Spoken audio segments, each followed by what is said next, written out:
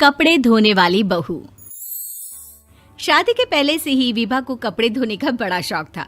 कभी नल के नीचे तो कभी तालाब के पास। अरे मेरी नीली वाली लुंगी नहीं दिख रही है। विभा की अम्मा, कहाँ रखी है लुंगी? अरे वो तो विभा ने परसों ही धोकर रखी थी आपकी अलमारी में, देखो वहीं होगी। वो ना मैंने आज धो दी, मुझे लगा कि गंदी हो गई होगी।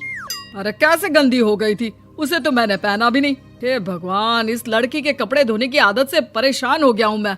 जितना तो घर में राशन नहीं आता, उससे कहीं ज्यादा डिटर्जेंट पाउडर का खर्चा है। इसकी शादी करवा दो, शादी जाए अपने घर में ही करे काम, फिर चाहे घर के कपड़े धोने हो या पूरे गांव के। हाँ ठीक बोल रही हूँ, देखता हूँ मैं कोई लड़का। वो दिन भी आ जाता है जब विभा को देखने लड़के वाले आ जाते हैं। लड़की मुझे अच्छी लगी। होने वाली सास कहती है, बेटी अगर कुछ पूछना है तो पूछ लो। वैसे तो हमारी लड़की बहुत ही शर्मीली है, जो बोल दो वो मान लेती है, इसे क्या पूछना होगा। अरे कैसी बात कर रही हो माँ, मुझे इन लोगों के घर रहना है, सवाल तो कई है। हाँ हाँ बेटा, पूछ लो ना, क्या पूछना है। आप लोगों के घर कपड़े कौन धोता है? सास का मुंह बन जाता है। देखो, अगर तुम ये कहना चाहती हो कि तुम्हें कपड़े धोने नहीं आते तो सुन लो, कपड़े मैं ही धोती हूँ, लेकिन तुम्हारे आ जाने के बाद मैं रुमाल तक नहीं धोऊंगी। अरे चुप रहना भाग्यवान, बहू बेचारी घर आई नहीं, उसे डराना शुरू कर दिया। वो क्या है ना बिटिया, अभी तक तो ये कल्लू की माँ ही धोती थी, लेकिन अब तुम्हारे पापा तो दहेज में वॉशिंग मशीन देंगे ही। तभी विभा की माँ बोल पड़ती है, सवाल भी पूछा तो क्या। वैसे भाई साहब, मशीन की तो फिर भी कपड़े धोने की कैपेसिटी होती है। मतलब जो बिटिया दे रहे हैं ना विभा, इसे कपड़े धोने का बहुत शौक है। ये आप लोगों के क्या, आस पड़ोस गांव मोहल्ले सबके कपड़े धो दे और उफ तक ना करे। बाहर देखा नहीं आपने कितने कपड़े सूख रहे हैं? सब हमारी बिटिया ने ही तो धोए हैं। बस भी करो ना माँ, शर्म आ रही इतनी तारीफ सुनकर।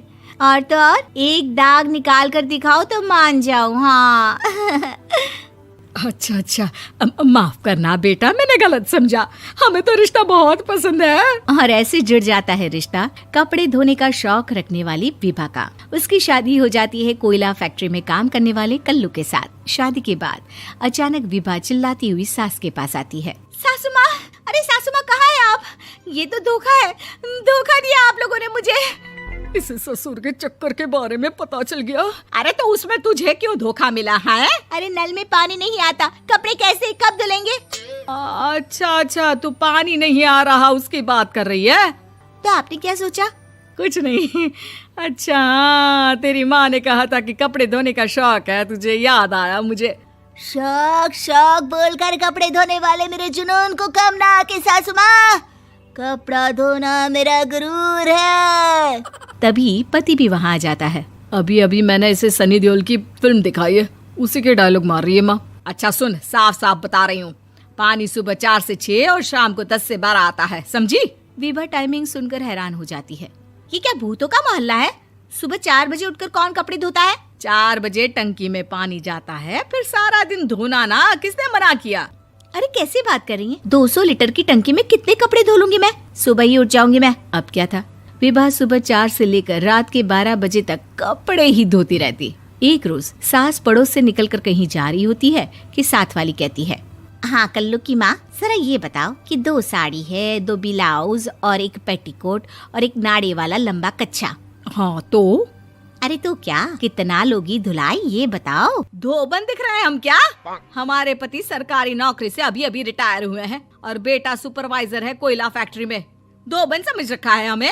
हाय रे कल्लू की अम्मा, माफ कर दो, वो तो मोहल्ले में यही सब बता रहे थे कि तुमने बहू को कपड़ा धुलवाने के काम में लगा दिया है। सास को पड़ोसन की बात सुनकर गुस्सा आ जाता है। वो घर पहुंचती है जहां घर के बाहर ही इतने सारे कपड़े सूख रहे होते हैं जितने कि किसी धोबन के घर पर। अरे ओ कल्लू की दुल्हन, बाहर निकल।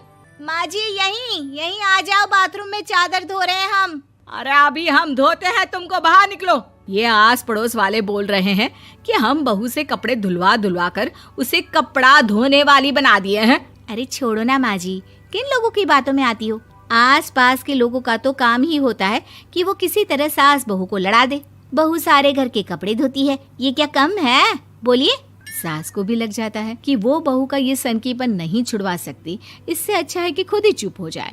एक रोज सास और बहू मंदिर जाते हैं, जहाँ सास की साड़ी वहाँ खड़ी भीख मांगने वाली से मिलती है। माँ जी क्या बात है, आपकी साड़ी उस भिखारन से कितनी मिल रही है ना? हाँ हाँ देखो तो, दोनों की साड़ी मिल रही है। क्या बात है कल्लू की अम्मा, तुम खुद को तो अफसर की बीवी बताती हो और ऐसी सिंपल सी प्लेन साड़ी पहनकर घूमती हो। सिंपल और प्लेन नहीं है ये साड़ी। तो क्या सोने के धागे से फूल बने हैं? कुछ भी सासू माँ, कुछ भी। हाँ बने थे इस साड़ी में सोने के धागे से फूल। मेरे पति लेकर आए थे मद्रास से स्पेशली मेरे लिए 10,000 की। है भाई साहब इस भिखारन के लिए भी सेम टू सेम साड़ी लेकर आए होंगे 10,000 की। सास उस वक्त तो कुछ नहीं कहती, लेकिन बहू के साथ घर आती है और अलमारी से एल्बम निकाल कर लाती है। ये साड़ी देख रही है, ये वही साड़ी है जिसे मैंने अभी पहना था। इस साड़ी में ये जो चमकदार फूल दिख रहे हैं ना, ये सोने के धागों से काढ़े गए हैं। लेकिन तू लोकल वॉशिंग मशीन ब्रश से घिस घिस कर सारे फूलों को निकाल कर साड़ी प्लेन कर दी। मुझे माफ कर दीजिए सासू माँ। और तो और, जब मैंने तुझे तेरी गलती के लिए कुछ नहीं कहा, लेकिन तूने तो सबके सामने मेरा मजाक ही बना दिया। क्यों? बहू को समझ में आ जाता है कि अब से उसका कपड़े धोना बंद।